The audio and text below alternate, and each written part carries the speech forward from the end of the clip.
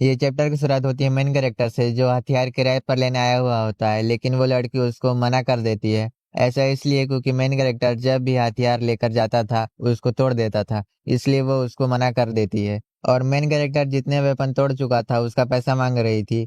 Main character उस माना crystal को बेचने के लिए निकालता है। वो लड़की बताती है कि जब टावर बॉस का माना क्रिस्टल बेचा जाता है तो इसे आमतौर पर हंटर इसको नीलामी में खरीदते हैं। हालांकि हम इन चीजों को भी खरीद सकते हैं जिनकी कीमत का आकलन किया गया हो, अगर हंटर को जल्दी पैसों की जरूरत हो तो।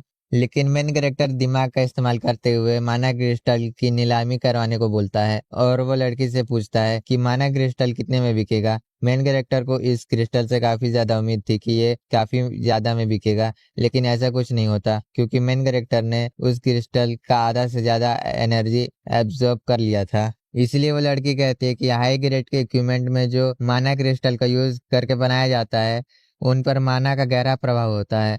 और सच बताऊं, ये जानने का कोई तरीका नहीं है कि माना क्रिस्टल कितने में बिकेगा। तुम सच में कितने लकी हो।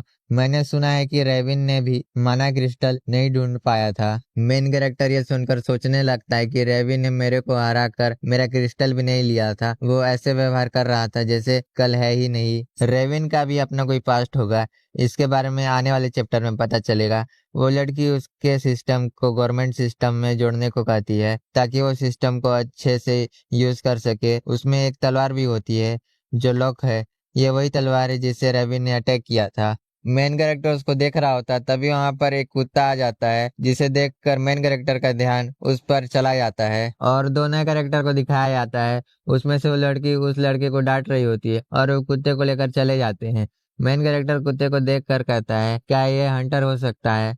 फिर डॉक्टर को दिखाया जाता है जो उस कुत्ते के बारे में बात कर रही होती है कि पेट्स का अवेकनिंग एक ऐसी घटना है जो डंजन के शौक होने के कारण पूरे दुनिया में हुई। हम नहीं जानते कि ऐसा क्यों हुआ, लेकिन ये अनुमान लगाया जा सकता है कि आसमान से आई हुई आपदा के कारण कुछ पालतू जानवर अपने मालिक की रक्षा के लिए खुद को अवेकन कर लेते हैं। फिर मेन कैरेक्टर को दिखाया जाता है जो उस डॉक्टर से कहता है कि मैं गिल्ड को अब छोड़ रहा हूँ। वो डॉक्टर उसको पैसा देती है जो मेन कैरेक्टर उसको काम करके भेजा था, और मेन कैरेक्टर से चिपक जाती है और उसको गिल्ड से न जाने को कहती है। लेकिन मेन कैरेक्टर मना कर देता है और उस पर चिल्ला रहा होता है। तभी वहां पर एक कैरेक्टर आ जाता है जिसका नाम तायांग होता है। वो मेन कैरेक्टर के लिए एक मिशन देता है जिसमें उसका टारगेट एक हंटर की पार्टी होती है जिसमें 3 मेंबर होते हैं। ये एक निर्दोष हंटर को इनाम का वादा करके उनको लालच देते हैं। उनको टावर में अंदर ले जाते हैं और फिर उसको मारकर उसका लूट आपस में बांट लेते हैं। उन 3 हंटर में से 2 हंटर बी रैंक के होते हैं और एक हंटर ए रैंक का हो सकता है। मेन कैरेक्टर को उनका इन्फॉर्मेशन दिखाया जाता है जिसे मेन कैरेक्टर पहले से ही जानता था। फिर उस लड़की को दिखाया जाता है जो काफी गुस्से में होती है। वो उस लड़के पर चिल्ला रही होती है क्योंकि वो नशा करके लेटा हुआ होता है और उस लड़की को भी ट्राई करने को बोलता है। ये सुनकर वो उसको एक लगाती है और पूछती है क्या तुमने सारा पैसा खत्म कर दिया। हमें अगले हफ्ते तक उनको पैसा भेजना है। शायद ये लोग किसी और के अंदर में काम कर रहे होते हैं, इसके बारे में आगे पता चलेगा। वो लड़का किसी और ग्रुप के बारे में बात कर रहा होता है जो सीक्रेट तरीके से क्राइम करने वाले हंटर को मारने का काम करता है। वो कहता है कि इसका मतलब हम पे भी खतरा है। लड़की कहती है इसका मतलब तुम काम नहीं करोगे। और फिर उस डॉग को दिखाया जाता है जहाँ पर वो लड़की भी होती है। वो कहती है हम फिर से टावर में जा रहे हैं, शायद हमें फिर से किसी को मारना पड़ सकता है।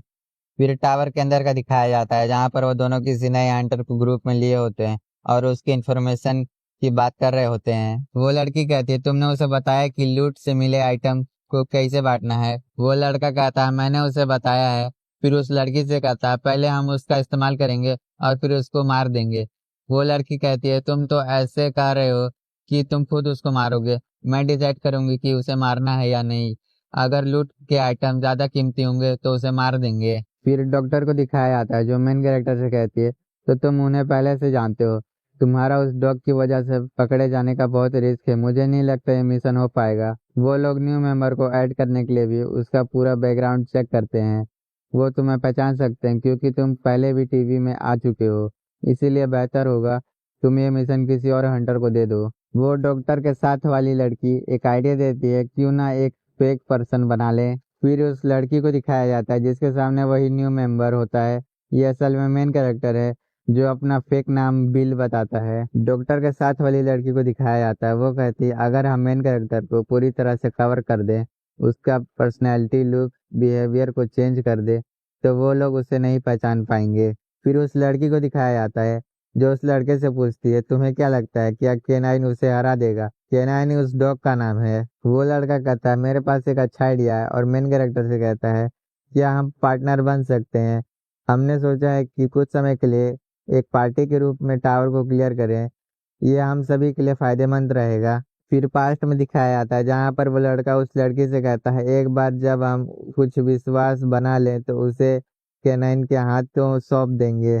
मेन कैरेक्टर को दिखाया जाता है जो उनके साथ काम करने के लिए मान जाता है, लेकिन वो लड़की उसे हेलमेट हटाने को कहती है। वो लड़का उसको ऐसा करने से रोक रहा था, लेकिन मेन कैरेक्टर हेलमेट उतार देता है जिसका चेहरा जला हुआ होता है। वो झूठा कहानी बताता है कि ये चेहरे में जलने का निशान मेरे बेटे में भी है। मैंने बहुत जगह इलाज करवाया, हंटर की मदद ली, लेकिन कुछ काम नहीं किया। इसलिए मैं मेरे बेटे को बचाने के लिए कुछ भी करूंगा। वो लड़का कहता है हमारी भी सेम प्रॉब्लम थी। हमारे पेरेंट्स को डंजन की आने वाली एनर्जी की वजह से एक बीमारी हो गई थी, लेकिन इस आदमी से मिलने के बाद अब सब ठीक है। शायद ये आदमी ही मास्टरमाइंड है। फिर मेन कैरेक्टर को दिखाया जाता है जो एक गेट खोलता है जहाँ पर ये दो लोग को दिखाया जाता है जो मास्क पहने हुए होते हैं और डांस कर रहे होते हैं। और कुछ लोग को दिखाया जाता है जो सेक्ट लीडर चिल्ला रहे होते हैं। सेक्ट लीडर को दिखाया जाता है जो शांति से खड़ा होता है, उसके पीछे मेन कैरेक्टर भी होता है। उसको सिस्टम से एक नोटिफिकेशन आता है कि मेन क्विस्ट को अनलॉक करने की सारी शर्तें अब पूरी हो गई हैं और मेन क्विस्ट है पनिश। इसी के साथ ये वीडियो यहीं खत्म हो जाता है। मेन कैरेक्टर आगे क्या करेगा ये हमें आगे पता चलेगा। तो मिलते हैं अगले किसी वीडियो में। Thanks for watching. ये चैप्टर की शुरुआत होती है बेल्ज़ेबब से, जो मेन कैरेक्टर को एक बुक दिखाता है जिसमें 7 सबसे खतरनाक पाप के बारे में लिखा होता है। रेविन को टाइटल मिला था एपोस्टल ऑफ रेज। गुस्सा भी ये 7 पापों में शामिल था, और तुम्हें उन 6 लोगों का परछाई दिखा जिन्होंने तुम्हें मारने की कोशिश की।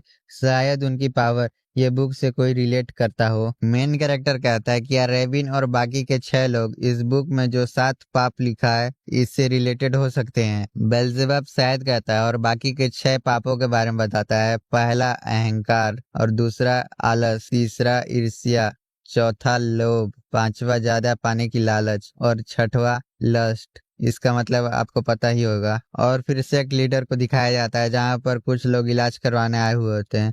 वो सेक्ट लीडर उसके सर पर हाथ रखता है जिसे उसके बाल वापिस आ जाते हैं और वो ठीक हो जाती है, और सब लोग सेक्ट लीडर का नाम बोल रहे होते हैं।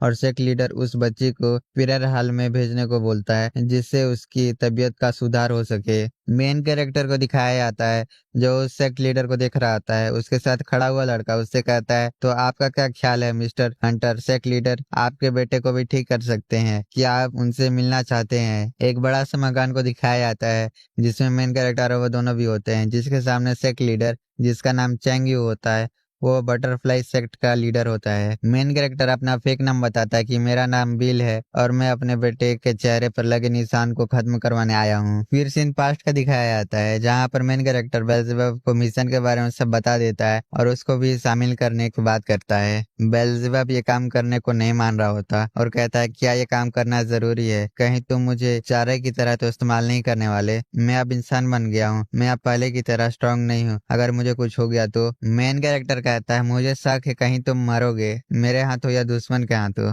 बेल्ज़ेबब कहता है तुम पहले ही रेविन के खिलाफ एक बार लड़ते हुए मारे जा चुके हो, लेकिन तुम फिर से जिंदा हो। क्या ये इसलिए क्योंकि उस समय टावर ने तुमको बॉस के रूप में स्वीकार नहीं किया था, या फिर तुम रिकार्नेशन हुए क्योंकि तुम एक बस नॉर्मल मॉन्स्टर थे। मेन कैरेक्टर ये सुनकर गुस्से में आ जाता है और कहता है अगर तुम ऐसे ही डरते रहोगे तो मुझे पहले तुम्हें मारना होगा। फिर सीन प्रेजेंट में आ जाता है जहाँ पर चैंग यू बेल्ज़ेबब को देख रहा होता है और मेन कैरेक्टर से कहता है मैं आपके बेटे का इलाज का ध्यान रखूंगा, लेकिन इसके लिए काफी समय लग सकता है और आपको मंथली प्रेयर सेरेमनी में आना होगा। हालांकि अगर आपके पास समय नहीं है तो एक अलग तरीका भी है, ये आपके लिए बहुत कठिन हो सकता सकता है, आप अपने बेटे को यहीं रहने दे सकते हैं, इससे उसका इलाज भी यहीं हो जाएगा। हमारे पास रहने के लिए क्वार्टर से लेकर खाने की व्यवस्था और पढ़ने की सुविधा भी है। मेन कैरेक्टर बेल्जेबब को वहीं छोड़ देता है, लेकिन बेल्जेबब जाते जाते ओवर एक्टिंग करता है और वहां से चले जाता है। फिर मेन कैरेक्टर को दिखाया जाता है जो मन में कहता है, बेल्जेबब तुमने अब तक बहुत मेहनत की है, मैं तुम्हारी कोशिश को नहीं भूलूंगा। और मेन कैरेक्टर वहां से जा रहा होता है, वो चेंगयू से हाथ मिलाता है। वो मेन कैरेक्टर को कहता है, तुम्हारे हाथ बहुत लंबे और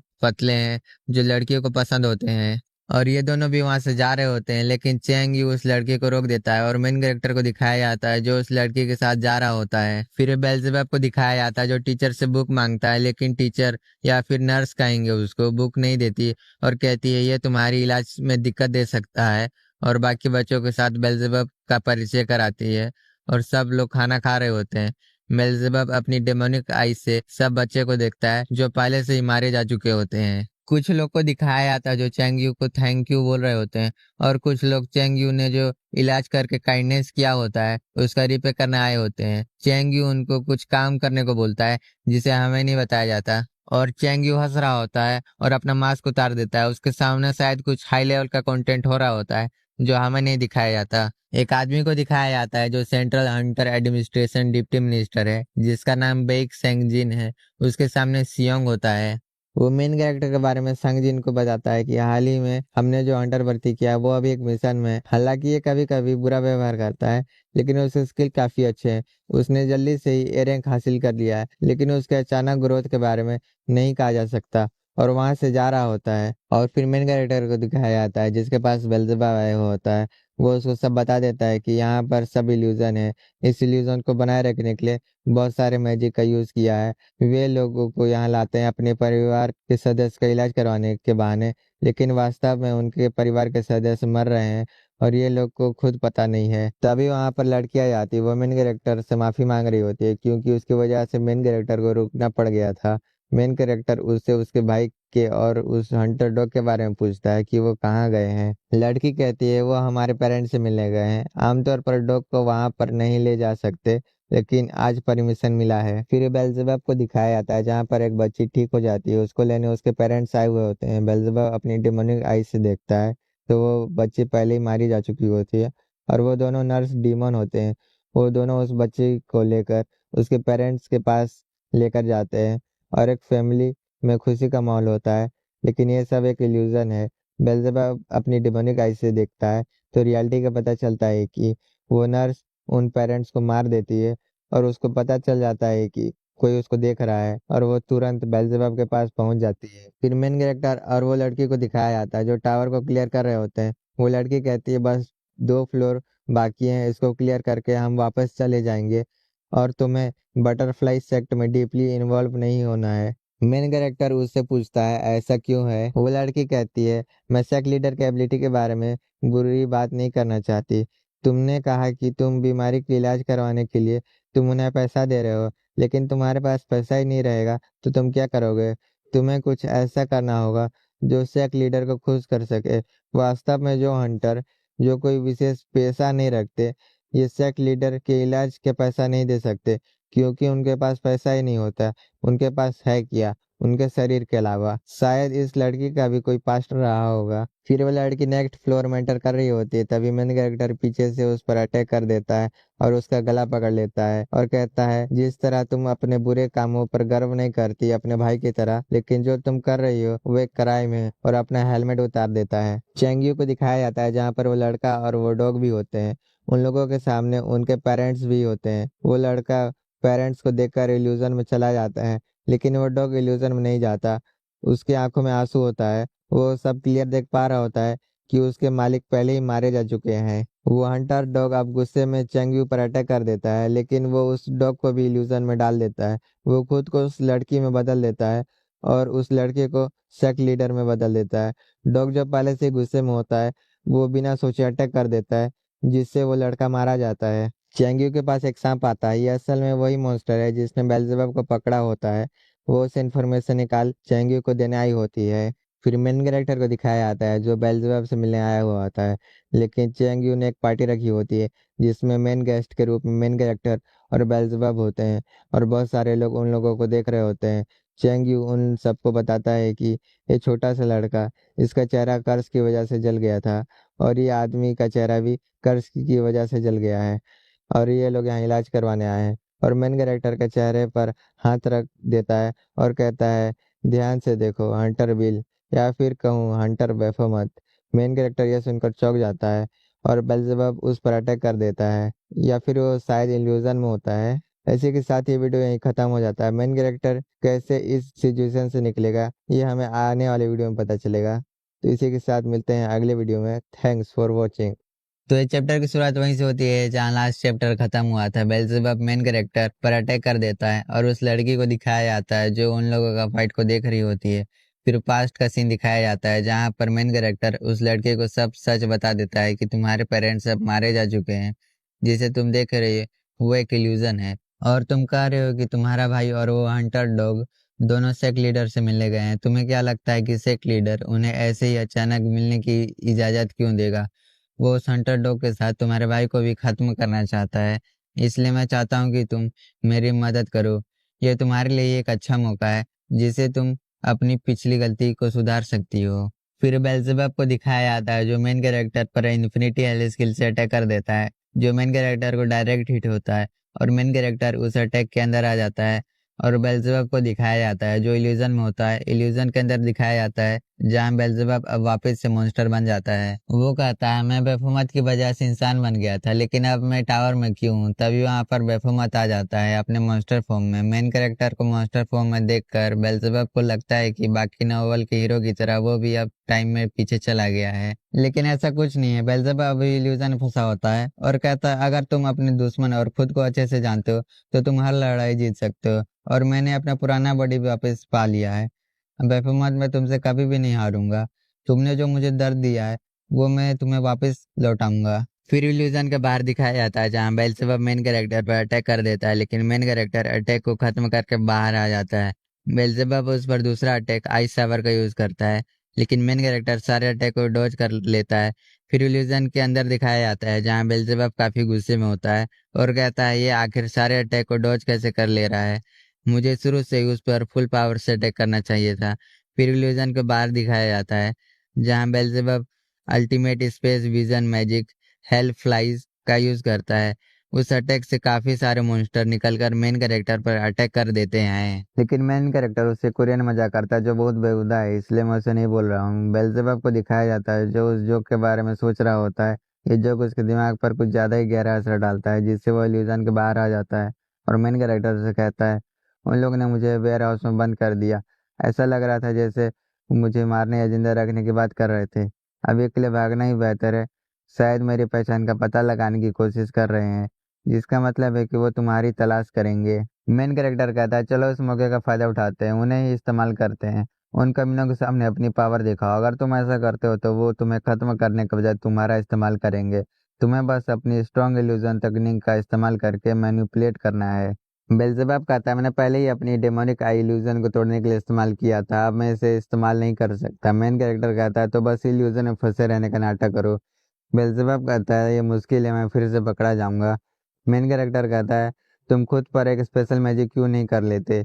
बेल्जेबब कहता है, लेकिन मुझे स्पेल को कास्ट करने के लिए एक ट्रिगर की जरूरत होगी। ट्रिगर कोई शब्द भी हो सकता है जिसे मैजिक कास्ट करते समय बोला जाता है। फिर मेन कैरेक्टर फिर से मजाक करता है, जिसका रिप्लाई देते हुए बेल्जेबब कुछ बोलता है और अचानक से अपनी पावर को बढ़ाकर अटैक कर देता है, जिससे कोर अब सबके सामने आ जाता है। मेन कैरेक्टर उस पर रूलर बेफमत स्किल से अटैक कर देता है और कोर को तोड़ देता है, जिससे बहुत बड़ा ब्लास्ट होता है।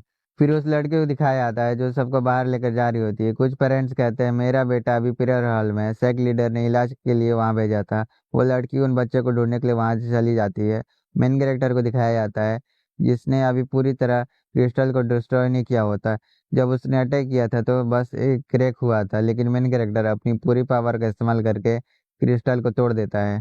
बेल्जेबब जो सर ने पूरी पावर खत्म कर दी थी, ऊपर से गिर रहा होता है और उस पर स्नेक मॉन्स्टर हमला करने वाला होता है, लेकिन मेन कैरेक्टर बीच में आकर दोनों से फाइट करने लगता है। बेल्जेबब नीचे आकर गिरता है जिससे मेन कैरेक्टर ध्यान उधर जाता है और मॉन्स्टर उस पर हमला कर देते हैं, लेकिन मेन कैरेक्टर भी उन पर अटैक कर देता है जिससे दोनों के बीच फाइट शुरू हो जाती है।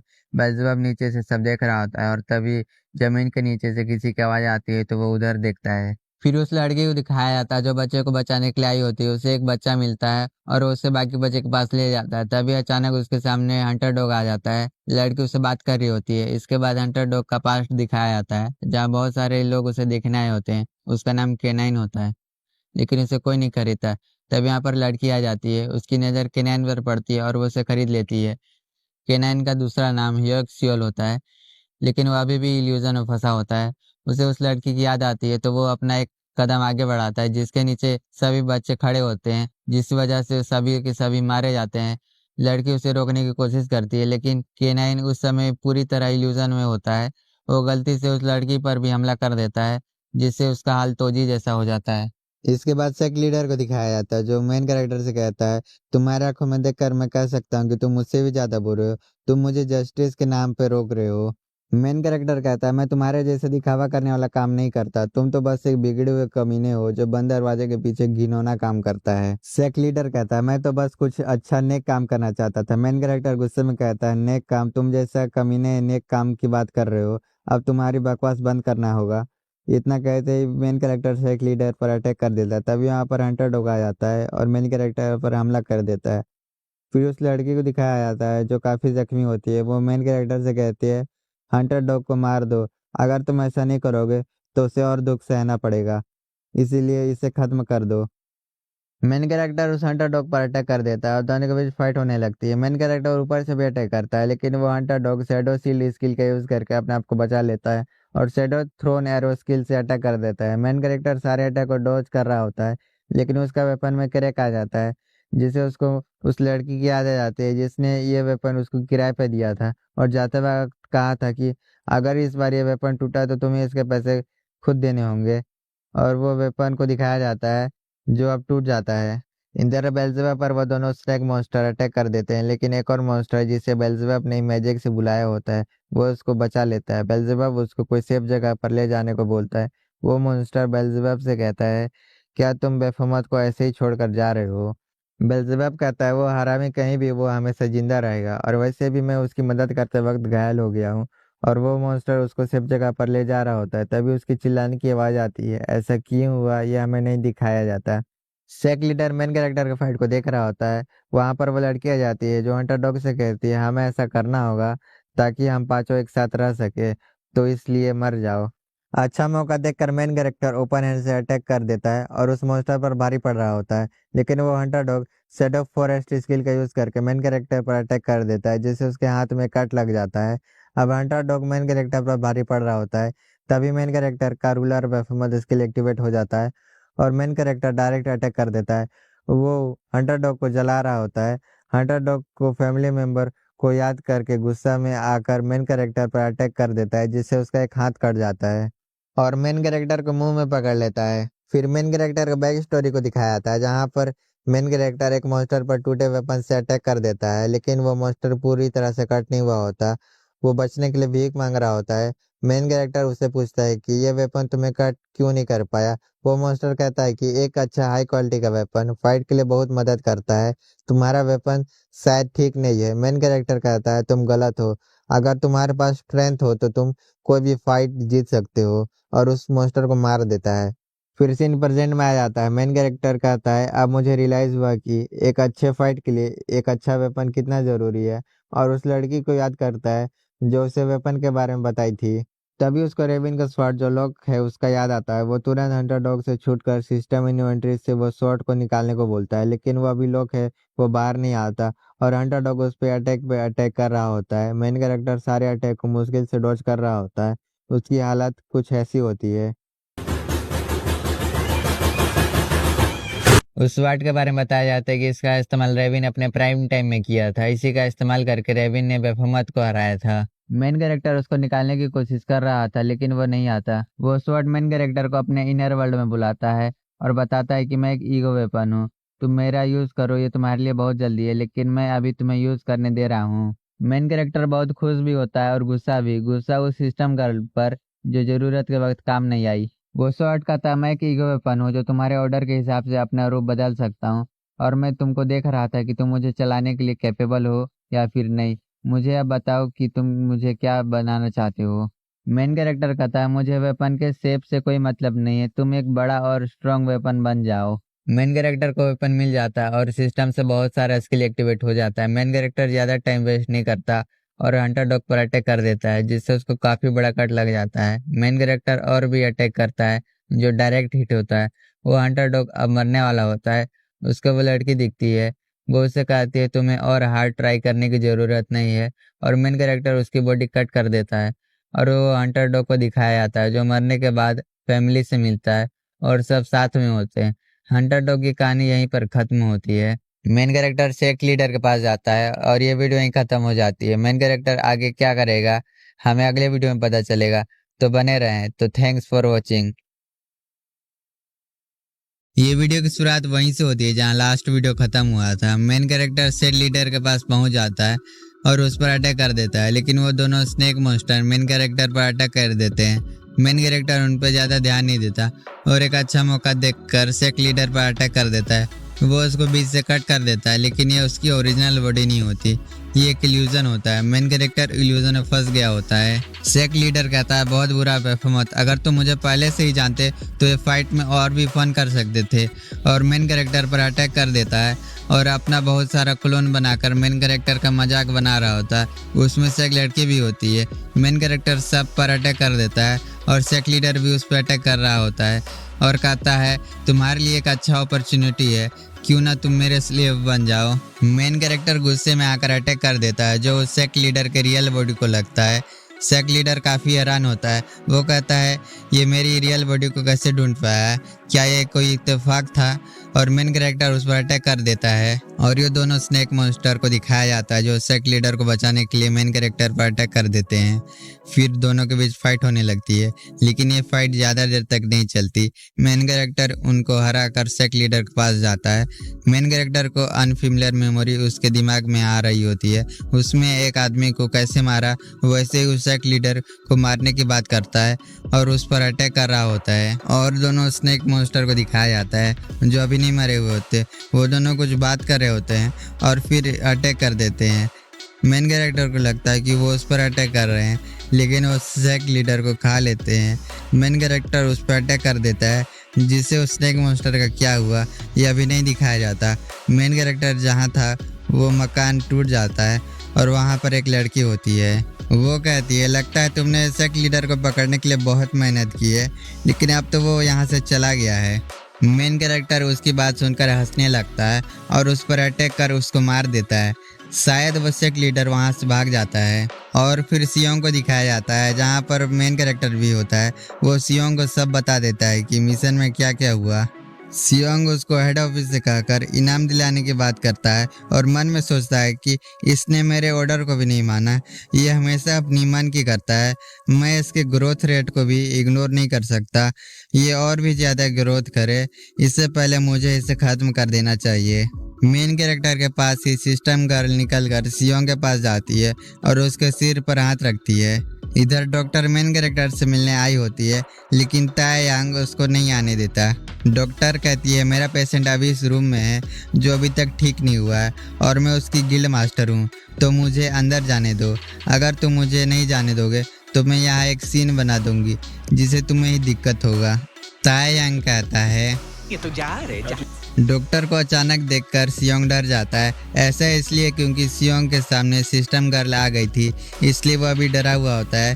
कुछ टाइम बाद का दिखाया जाता है जहाँ पर सियोंग डॉक्टर को सिस्टम गर्ल के बारे में बताता है। डॉक्टर कहती है क्या ये हंटर के बीच फैली भूतिया कहानी नहीं है, और सियोंग से कहती है क्या वो लड़की है, क्या मुझसे ज़्यादा सुंदर है। सियोंग बेचारा पहले से डरा हुआ होता है। डॉक्टर की बात सुनकर उसका दिल ये कहता है तुझे अक्ल है, तू क्या बोल रही है। फिर सीन पास्ट का दिखाया जाता है जहाँ पर सिस्टम गर्ल सियोंग के पास आई होती है और उसको अपने इनर वर्ल्ड में बुलाती है और कहती है तुम्हें उसे नहीं मारना चाहिए क्योंकि तुम्हें भी नुकसान होगा। जैसे वो मेरी विश पूरा करने वाला बनेगा, मैं उसकी विश पूरा करने वाली बनूंगी। फिर सीन वापस प्रेजेंट में आ जाता है जहाँ सियोंग मन में कहता है क्या यह मेरे इरादे जानती है, और डॉक्टर उसे कहती है अगर वो धमकी नहीं थी तो तुमने बात करना क्यों बंद कर दिया। सियोंग कहता है मुझे उससे प्रेशर महसूस हुआ, इसलिए मैं उससे बात करना ठीक नहीं समझा। और मेन कैरेक्टर को दिखाया जाता है जो बेल्ज़ेबब के पास आया हुआ होता है। बेल्ज़ेबब कहता है लगता है तुम्हारा हाथ अब ठीक हो रहा है और मैंने ये सब काम किया है जो तुमने घर पर करने को कहा था। मेन कैरेक्टर उसकी बात का कोई जवाब नहीं देता। बेल्ज़ेबब को लगता है कि वो नाराज़ हो गया है क्योंकि मैं फ़ाइट में उसकी मदद नहीं किया। बेल्ज़ेबब कहता है मेरे पास दूसरा कोई रास्ता नहीं था, मेरा मैजिक पावर भी ख़त्म हो गया था, इसलिए मैं तुम्हारी मदद नहीं कर सका। मुझे भी बुरा लग रहा है क्योंकि वो हरामी सेक्ट लीडर हमारे हाथ से निकल गया। अगर हमें मौका मिलेगा तो उसे मार देंगे। मेन कैरेक्टर को उस सेक्ट लीडर का नाम सुनकर और भी गुस्सा आ जाता है और वो बेल्ज़ेबब को चुप कर देता है और बीच में ईगो वेपन दोनों को अपने इनर वर्ल्ड में बुलाकर मेन कैरेक्टर से कहता है मैंने तुम्हें उस दिन मुझे कुछ टाइम के लिए चलाने के लिए इजाज़त दी थी, लेकिन तुम्हें मुझे पूरी तरह चलाने के लिए एक टेस्ट पास करना होगा। आप मुझे बताओ कि तुम क्या कर सकते हो। लेकिन मेन कैरेक्टर उसको पकड़कर घुमाने लगता है और उस पर स्क्रैच लगाता है, उसको ठंडे पानी में डाल देता है और उसको टॉर्चर करता है। लास्ट में ईगो वेपन हार मानकर सरेंडर कर देता है। मेन कैरेक्टर उसको पकड़ लेता है और उससे कहता है अब मुझे हियोंग नीम कहना। बेल्ज़ेबब कहता है एक ईगो वेपन को कैसे दर्द महसूस हो सकता है। ईगो वेपन कहता है मुझे यूज़र से पहुंचाया गया सीधा नुकसान से दर्द महसूस होता है। मेन कैरेक्टर कहता है क्या तुम एक ईगो वेपन हो जो यूज़र के बिहेवियर पर डिपेंड होता है। ईगो वेपन हाँ कहता है और बेल्ज़ेबब उससे कहता है क्या तुम्हारा पिछला मालिक रेविन था, उसके बारे में बताओ। ईगो वेपन कहता है रेविन वो कमीना हरामी मेरी ईगो वेपन की विशेषता होने के बावजूद ये इतना ज़्यादा जिद्दी था कि उसने मुझे सिर्फ एक ही वेपन में इस्तेमाल किया जो फ्यूरी डैगर था। मेन कैरेक्टर कहता है तुमने कहा कि तुम्हें यूज़र की एबिलिटी तुम्हें प्रभावित करती है, तो तुम मुझे बताओ कि रेविन और मुझ में से किसकी एबिलिटी तुम्हें ज़्यादा सूट करती है। ईगो वेपन कहता है तुमने कुछ ज़्यादा सीधा सवाल नहीं कर दिया। अगर मैं सीधा बताऊं तो तुम्हारी जगह पर अगर रेविन होता तो सेक्ट लीडर से फाइट करते हुए वो पहले ही वो दोनों स्नेक मॉन्स्टर को मार देता और सेक्ट लीडर को भी नहीं जाने देता। रेविन उसको अब तक तो जलाकर राख कर देता। मेन कैरेक्टर कहता है तुम सही हो, मैं अभी बहुत वीक हूँ। बेल्ज़ेबब कहता है कि इतनी शर्म की बात है, मैं उस कमीने सेक्ट लीडर को ढूंढ कर मारूंगा और इस शर्म को मिटा दूंगा। फिर एक बिल्डिंग को दिखाया जाता है जिसमें बॉडी से ब्लड निकाल रहे थे या डाल रहे थे ये नहीं पता। एक लड़की को दिखाया जाता है जो ब्लड से नहा रही होती है, तभी वहाँ पर कोई आ जाता है, लड़की उस पर अटैक कर देती है, लेकिन ये एक इल्यूजन होता है। उसके पीछे सेक्ट लीडर होता है और कहता है बहुत टाइम हो गया तुमसे मिले पीसमेकर। पीसमेकर उस लड़की का नाम है। वो सेक्ट लीडर को लोकी कहकर बुलाती है, शायद ये सेक्ट लीडर का असली नाम है तो अब से लोकी कहेंगे। वो पीसमेकर को एक स्पेशल रिक्वेस्ट देता है, लेकिन वो उस पर चढ़ जाती है और कहती है मुझे हैरानी हो रही है कि तुम्हें इतना चोट किसने पहुंचाया कि तुम इस हालात में आ गए हो। और मेन कैरेक्टर के बारे में पूछती है क्या वो हैंडसम है कि नहीं। लोकी हाँ कहता है और उसका कोड नेम बताता है कि उसका नाम बेफोमर्स है, वो एक ए रैंक हंटर है।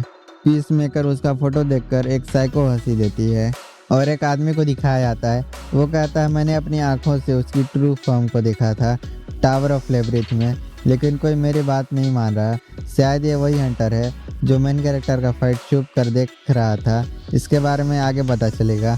फिर मेन कैरेक्टर और बेल्ज़ेबब को दिखाया जाता है। बेल्ज़ेबब को एक नया मोबाइल मिला होता है तो काफ़ी खुश रहता है। मेन कैरेक्टर उसको पैसा ध्यान से खर्च करने को कहता है। फिर दोनों के बीच बहस होने लगती है तो मैं इसे स्किप कर रहा हूँ। और तभी वहाँ पर सिस्टम स्टेटस विंडो ओपन होता है। उसमें लिखा होता है कि आपको हंटर हेडक्वार्टर से मैसेज मिला है। मेन कैरेक्टर उसको ओपन करता है जिसमें राइजिल का कोर का जो नीलामी कराया था उसका पैसा लिखा होता है, जिसको देखकर मेन कैरेक्टर और बेल्ज़ेबब दोनों की आंखें बड़ी हो जाती हैं क्योंकि मेन कैरेक्टर को एक बार में 800 मिलियन मिले होते हैं और सिस्टम में भी लिखा होता है कि अगर आप इस अमाउंट को हंटर हेडक्वार्टर से निकाल सकते हैं। ज़्यादा पैसा देखकर बेल्ज़ेबब को एक आइडिया आता है। वो एक दूसरा अपार्टमेंट लेने को कहता है।